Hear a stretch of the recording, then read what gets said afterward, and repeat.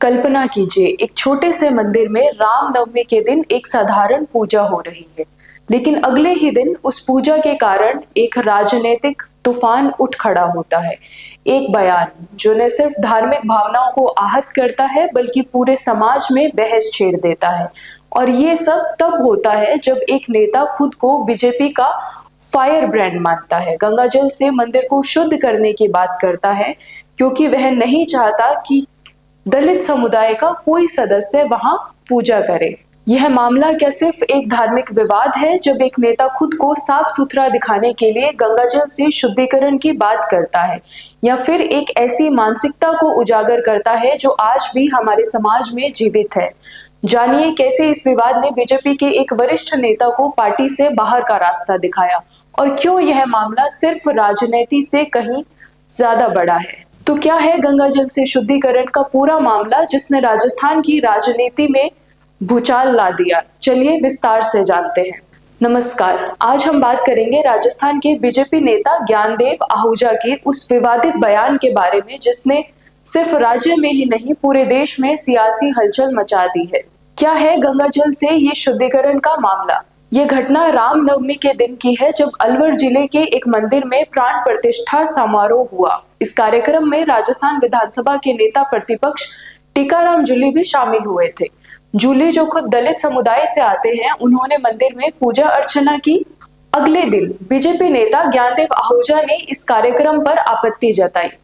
उन्होंने कहा कि जिस व्यक्ति ने राम मंदिर के अस्तित्व को नकारा था, उससे मंदिर में बुलाना गलत था और यहीं से विवाद शुरू हुआ। उन्होंने दावा किया कि कांग्रेस पार्टी के नेता राम मंदिर का बहिष्कार करते हैं, इसलिए उन्हें मंदिर में बुलाने का कोई नैतिक अधिकार नहीं है। इसके साथ ही उन्होंने यह भी कह दिया कि मंदिर में अपवित्र लोग आ गए थे और इसलिए मंदिर को शुद्ध करने के लिए गंगा जल का छिड़काव किया गया। हालांकि आहूजा ने टीकाराम जूली का नाम नहीं लिया, लेकिन उनके बयान को जातीय दृष्टिकोण से जोड़कर ही देखा गया। यहाँ पर मुद्दा यह था कि आहूजा का यह बयान न केवल धार्मिक बल्कि सामाजिक रूप से भी संवेदनशील था। उनके बयान को लेकर टीकाराम जूली ने प्रतिक्रिया दी और कहा कि यह टिप्पणी न केवल उनके व्यक्तिगत धर्म का अपमान है बल्कि अस्पृश्यता जैसे अपराध को बढ़ावा देती है। अब बीजेपी ने इस पूरे मामले पर बड़ा कदम उठाया। आहूजा को मंगलवार को पार्टी से निलंबित कर दिया गया है। पार्टी ने आहूजा को कारण बताओ नोटिस जारी किया और कहा कि उन्होंने पार्टी की विचारधारा और अनुशासन का उल्लंघन किया है। बीजेपी ने यह भी याद दिलाया कि पार्टी में सदस्यता ग्रहण करते वक्त सभी नेताओं ने अस्पृश्यता का विरोध करने की शपथ ली थी और आहूजा ने गंगाजल छिड़क कर इस शपथ का उल्लंघन किया है। बीजेपी ने यह भी स्पष्ट किया कि पार्टी के नेताओं ने कभी भी जातिवाद और अस्पृश्यता को बढ़ावा नहीं दिया है। को पवित्र मत करो, यह भगवान श्री राम का मंदिर है, इनके चरणों में मैंने भी गंगाजल छिड़का है। गंगाजल से पवित्र क्यों? पवित्र लोग आ गए।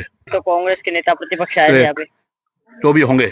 पार्टी के प्रदेशाध्यक्ष मदन राठौड़ ने भी आहूजा के इस बयान से दूरी बनाई और कहा कि बीजेपी इस तरह के बयान का समर्थन नहीं करती है। अब बात करते हैं ज्ञानदेव आहूजा के बारे में। आखिर ये नेता है कौन? ये राजस्थान के अलवर जिले के रामगढ़ विधानसभा क्षेत्र से वर्ष 2013 से 2018 तक विधायक रह चुके हैं। आहूजा को बीजेपी का फायर ब्रांड नेता माना जाता है और उनकी राजनीतिक शैली हमेशा से ही विवादों से घिरी रही है। आहूजा का इतिहास भी कुछ ऐसा है। 2017 में गायों की तस्करी और वध को लेकर भी उनका विवादित बयान सामने आया था और उन्होंने कह दिया था कि ऐसे लोगों को मार डालना चाहिए। इसके अलावा उन्होंने वायनाड में भूस्खलन को भी गौ हत्या से जोड़कर बयान दिया था। आखिर ज्ञानदेव आहूजा का गंगाजल छिड़कने का मामला इतना महत्वपूर्ण क्यों है? इस पूरे विवाद के पीछे एक बड़ा सवाल उठता है। क्या यह सिर्फ एक नेता का व्यक्तिगत बयान है या फिर यह हमारे समाज की उन मानसिकताओं को उजागर करता है जो अभी भी जातिवाद और अस्पृश्यता को बढ़ावा देती है? क्या बीजेपी ने सही कदम उठाया या यह भी बीजेपी का एक राजनीतिक स्टंट था? अगर इस सारे वारदात को हम हल्के में ले तो यह घटना समाज में एक खतरनाक संदेश दे सकती है।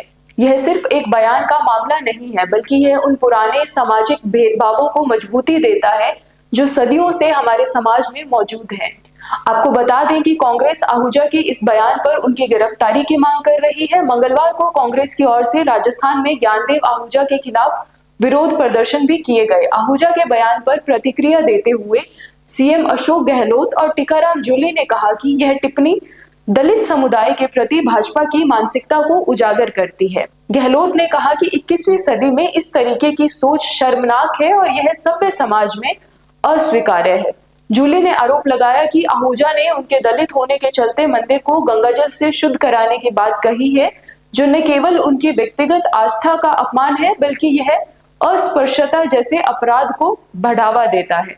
उन्होंने पूछा कि क्या बीजेपी दलितों को पूजा करते देखना भी नहीं चाहती। आज इस पूरे मामले ने न सिर्फ बीजेपी की आंतरिक राजनीति को चुनौती दी बल्कि यह सवाल भी उठाया कि क्या हम सचमुच जातिवाद और अस्पृश्यता के खिलाफ अपनी लड़ाई जीत पाए हैं। क्या इस बयान को हमें सिर्फ एक व्यक्ति की गलती मानकर भुला देना चाहिए या हमें इसके सामाजिक असर को समझने की जरूरत है। यही वह सवाल है जिस पर हमें गंभीरता से सोचना चाहिए। मेरा नाम कविता बिश्नोई है। आप इस मामले को लेकर अपनी क्या राय रखते हैं? क्या बीजेपी ने सही कदम उठाया है? हमें अपनी राय कमेंट सेक्शन में जरूर बताएं। अगर आपको वीडियो पसंद आया हो तो लाइक और शेयर करें और चैनल को सब्सक्राइब जरूर करें।